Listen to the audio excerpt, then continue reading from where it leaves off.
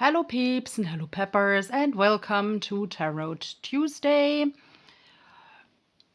I will also draw a little bit in the flow today. And I will keep this short because I just had to throw this into the universe. I am kind of angry because a person who I don't know posted in a bigger neurodivergence group on social media that it does them good if people don't obey their every whim. What bothers me here is the word whim, because I had to look up the whim. That's a sudden or capricious idea of the mind. And trust me, I have a lot of capricious ideas. And I also don't want people to act on my every whim. But I don't want to spread the message that responding to my autistic needs is actually reacting to my every whim.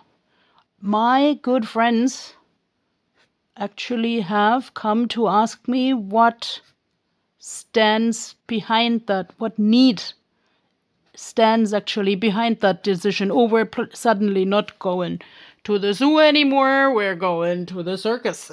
I'm exaggerating. I haven't been to a zoo and a circus in ages, but you know what I mean. So I actually made two piles from the same deck because many things in this life have the same root, whether we do them for ourselves or for others. And communication is always a two-way road. So they will basically, look a lot alike. And I am of the opinion that many things that we do for ourselves to meet our needs actually give the other people something too. I'm not saying it's always like that, but I'm saying take each other's needs seriously and, let's say, listen with the whole body if you can, and build connections around needs if you can. So, something that we can do for ourselves today that is also possibly beneficial to others. Grimalkin, I have no idea what this is, but actually we're printing my Puffin Tarot today, and that has several cards that people can interpret the way they need. Now, this is a card number 23. I actually came the first time to Iceland when I was 23 years old, and I was kind of course, young and trying things out, and also doing some things that I probably wouldn't do anymore today. But here is like both the snow falling and the flowers growing. So, and this card has very, very much a mix of black and white and light and dark. So maybe it's an invitation to see that life as a whole is not necessarily black and white. And here, I know I should actually raise this up here, because raising tides raise all ships, and this is like both an eye with vision nerves and of course a parent being pregnant, bringing new life into this world. I am personally of the opinion that we bring new life into this world every time we have a vision that does us and others good. Because we change life, we create conditions to live. So, what can we do specifically for others today? Ten of Wands is, in most classical tarot games, a load that we carry. So,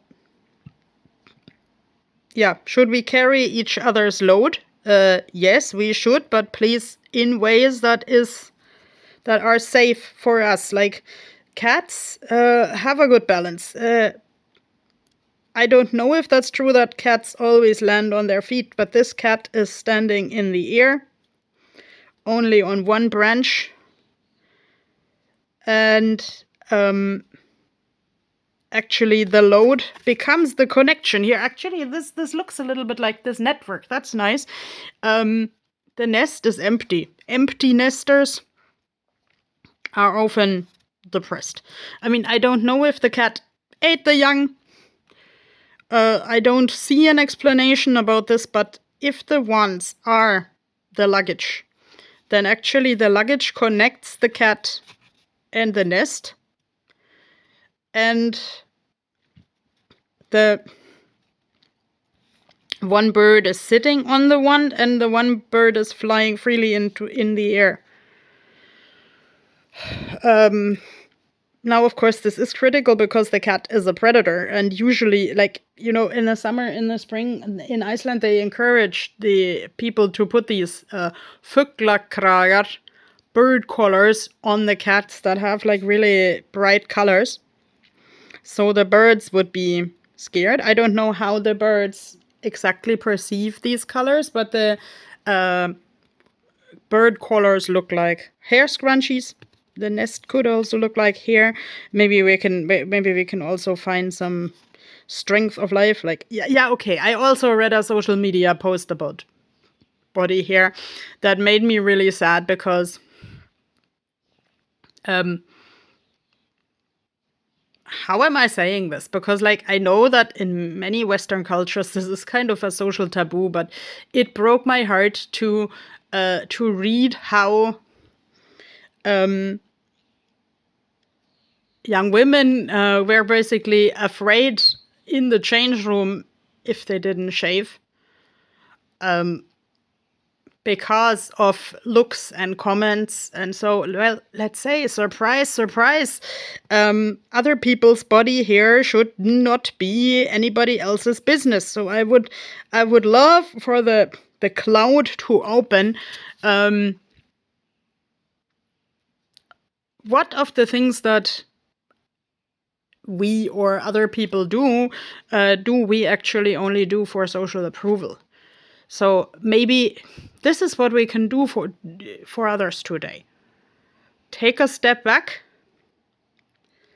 and maybe in a calm moment ask a person, do you actually do XYZ because you want it, or because you feel like society would accept you better if you would just do it like this, or wish for this rather than something else. So let's build connections.